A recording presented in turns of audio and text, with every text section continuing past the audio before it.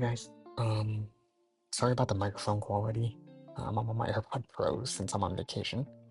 Um, I started the day with level design because my repo wasn't working for a while, and eventually I got it to work. I cut the video down a lot. I cut out the coding. It just seemed like 10 minutes was too long.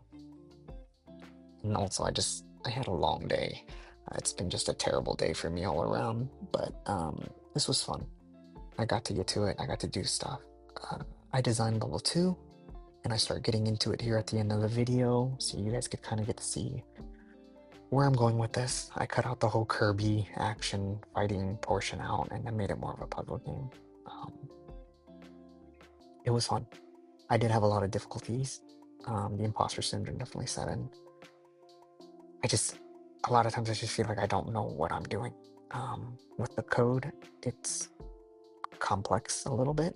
Maybe it's just very, very new to me, but um, I like it. Uh, It just has a lot of potential to be fun, and I'm really enjoying it. And I'm looking forward to jumping back into it tomorrow.